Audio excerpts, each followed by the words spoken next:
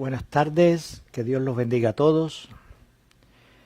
En el día de hoy quiero hablar sobre la revelación de Dios a través de Jesucristo según el texto que está en Hebreos capítulo 1 y versículo 2, que dice: En estos postreros días nos ha hablado por el Hijo, a quien constituyó heredero de todo y por quien asimismo hizo el universo. Para comenzar, una introducción al tema, quiero decir esto: si Adán y Eva no hubieran pecado, Dios no hubiera tenido necesidad de escribir la Biblia. Pero desde el momento en que Adán y Eva se desviaron, se hizo necesario registrar todos los hechos de la desobediencia humana y sus consecuencias negativas para que sirvan de ejemplo y de recordatorio de lo que le sucede o de lo que sucede cuando nos conducimos fuera de la voluntad de Dios.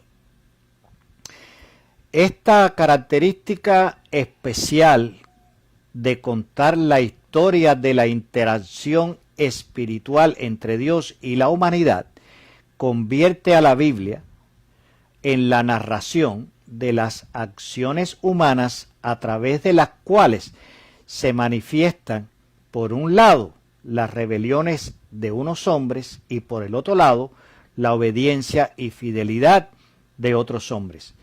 Pero por encima de todos esos acontecimientos se manifiesta el designio de la voluntad de Dios, porque por encima de todas las cosas que suceden está el plan y la voluntad de Dios. Y al final lo que va a suceder es lo que Dios tiene designado que deba suceder. Durante la época del Antiguo Testamento, Jehová le habló al pueblo de Israel por medio de profetas, enviados especialmente a reprender a los israelitas por su conducta impía. Pero cuando se cumplió el tiempo, Dios vino a la tierra a vivir en medio nuestro en la persona de Jesús, para hablar directamente a nosotros por medio de Él. Todo lo que dijo Jesús es exactamente el mensaje de la misma boca de Dios hacia nosotros, para que lo escucháramos nosotros específicamente y precisamente la palabra, la sabiduría, el deseo y la voluntad de Dios para nosotros. Dice la Biblia en 2 de Timoteo capítulo 3 versículo 16 que toda la escritura es inspirada por Dios y útil para enseñar, para redarguir, para corregir y para instruir en justicia. Pero las pautas espirituales para conducir la vida personal a la salvación deben ser fundamentadas en el Evangelio de Jesucristo, y las explicaciones y aplicaciones escritas por los apóstoles en sus cartas a las iglesias incipientes del primer siglo. Esto es importante. Toda la Biblia, desde Génesis hasta Apocalipsis, es inspirada por Dios, es palabra de Dios, tiene toda la autoridad de Dios y tiene toda la sabiduría de Dios. Pero nosotros, como cristianos, debemos basar nuestra vida y establecer la doctrina para nuestra vida a partir del Evangelio de Jesucristo y las explicaciones y las aplicaciones que los apóstoles escribieron y explicaron y dijeron que se debía hacer en las cartas que ellos les enviaron a las primeras iglesias que ellos mismos habían plantado para instruirlo en cómo vivir una vida cristiana completa y adecuada para agradar a Dios y alcanzar la salvación. No es que el Antiguo Testamento esté mal, el Antiguo Testamento está bien y se puede predicar y hay mucha sabiduría en el Antiguo Testamento. Y el Nuevo Testamento básicamente nace, es una derivación, es una aplicación, es una nueva aplicación de las noticias nuevas del Evangelio de Jesús. Pero básicamente nuestra vida cristiana tiene que estar basada en las enseñanzas de Jesucristo. Mateo capítulo 11 versículo 13 dice: porque todos los profetas y la ley profetizaron hasta Juan.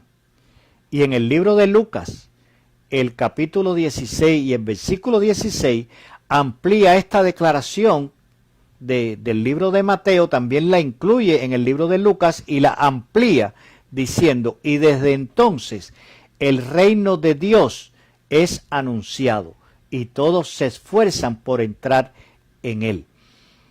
Esto que plantean estos dos versículos significa que el ministerio activo de los profetas terminó con la predicación de Juan el Bautista. Y a continuación comenzó con el ministerio de Jesús la proclamación definitiva del reino de Dios en la tierra para que aquellos que lo reciban puedan entrar en él.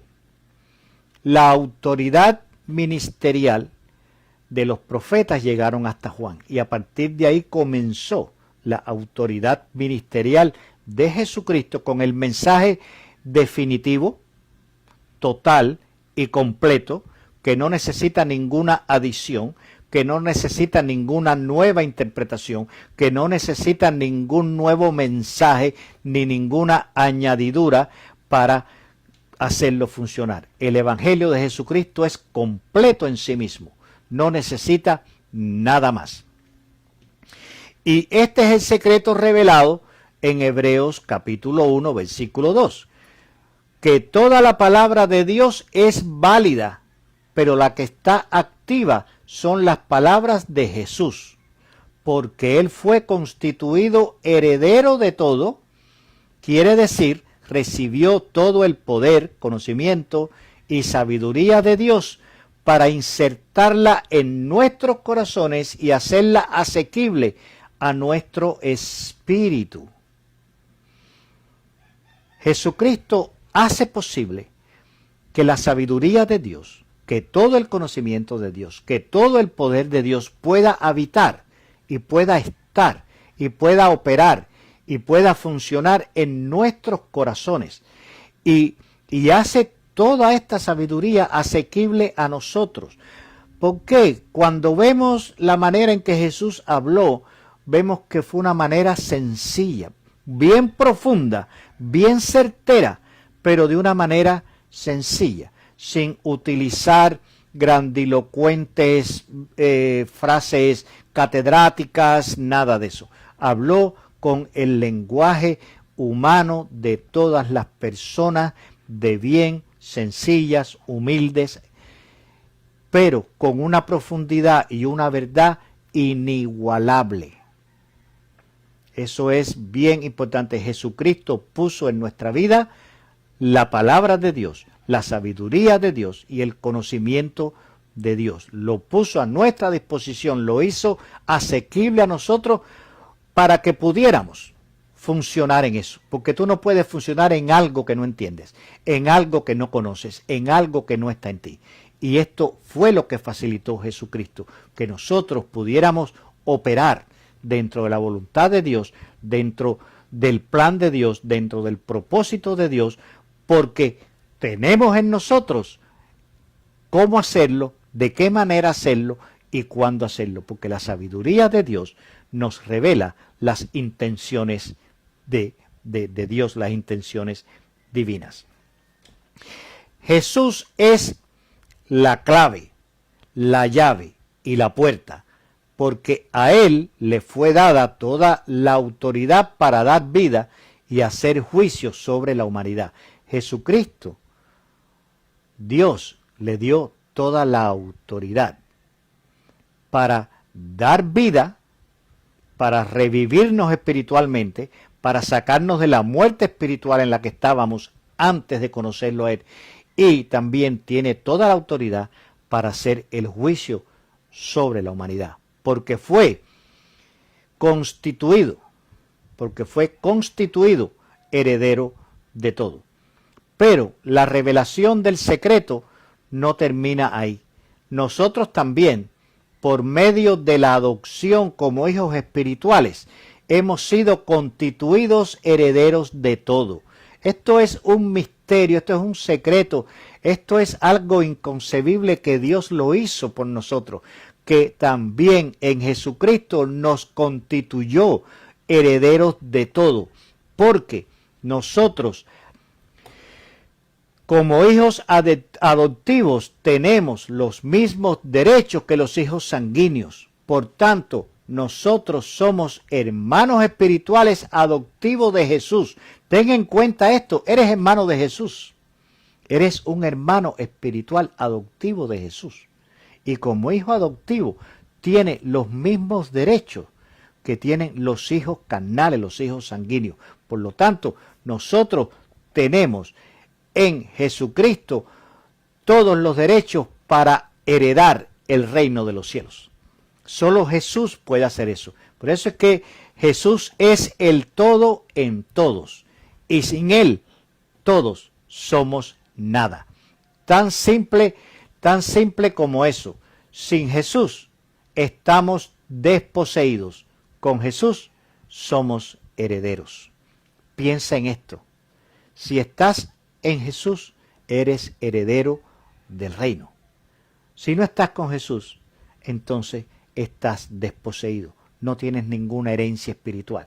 No tienes ninguna parte en el reino de los cielos. Pero con Jesús sí tienes garantizado un lugar que ya Él fue a preparar para ti y para mí.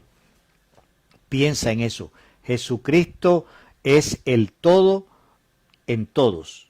Y sin Él, todos somos nada. Piensa en eso. Jesucristo es tu futuro. Jesucristo es tu seguridad. Jesucristo es el cumplimiento de todas las esperanzas que tú puedas tener en la vida. Porque Jesucristo es el todo en todos.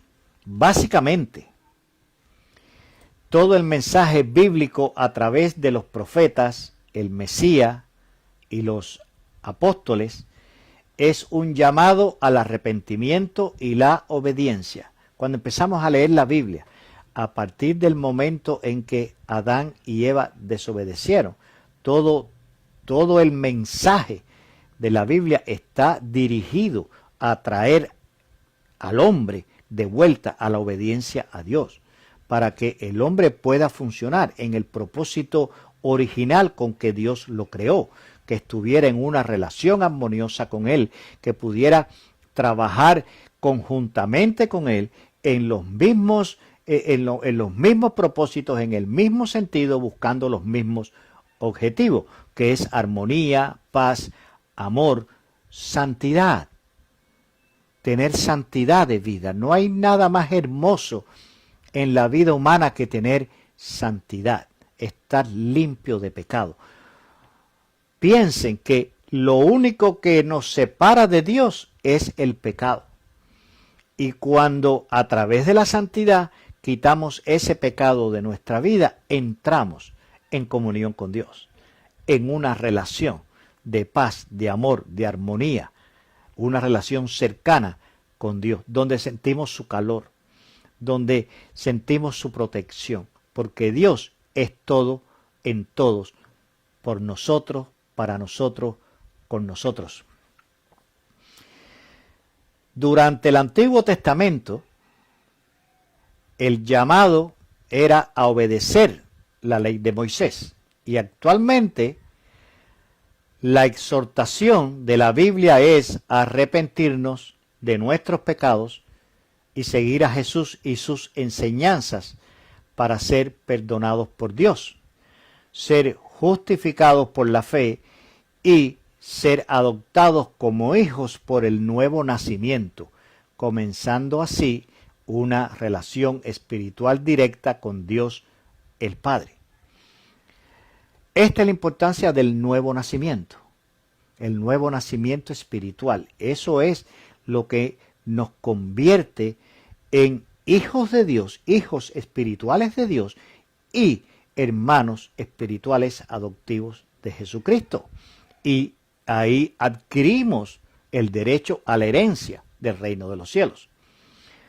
Porque Jesús es la mente, la voz y la acción de Dios llevada a la práctica en la vida cotidiana. El objetivo de todas las enseñanzas de Jesús es para ponerlas en práctica, no para conocerlas, no para teorizar sobre ellas, no para discutir sobre ellas, no para hacer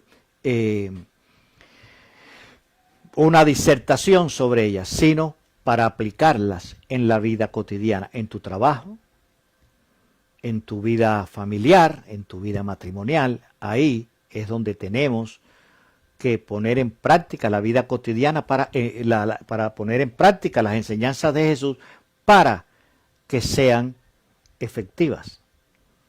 Las enseñanzas de Jesús no deben quedarse en un conocimiento teórico, en algo mental, sino que deben ser una acción práctica y real en nuestra vida. Porque Jesucristo es la promesa, la esperanza y el cumplimiento del plan, la voluntad y el propósito de Dios para la humanidad. En Jesucristo se resume todo lo que Dios quiere para nosotros. En Jesucristo está todo lo que nosotros necesitamos. Por eso es que debemos ir a Él. Por eso es que debemos buscarlo. Por eso es que debemos permanecer en Él. Porque en Jesucristo está la promesa, la esperanza y el cumplimiento del plan, la voluntad y el propósito de Dios para la humanidad. Por eso, muy importante esto que les voy a decir ahora, debemos entender e interiorizar que vivir para Jesús es vivir para siempre. Cuando tú vives para Jesús, vas a vivir para siempre. No vas a perderte, ni te vas, tu alma, tu espíritu, no se va a podrir en una tumba vacía, húmeda, oscura. No, vas a vivir, tu alma, tu espíritu va a vivir en un cielo luminoso, en la presencia de Dios, donde todo es bello, donde no hay más enfermedades, donde no hay más situaciones desagradables, donde todo es paz, amor y armonía. No desaproveches, no te arriesgues a desaprovechar la oportunidad que Dios te ofrece de conocer su perdón, su misericordia y su amor inigualable en la santa persona de su Hijo Jesucristo. En esta tarde, interioriza, date cuenta, piensa profundamente que el destino eterno de tu alma está en unirlo con Jesús. Si no estás en Jesús, estarás desposeído, pero si estás en Jesús, serás heredero del reino de los cielos.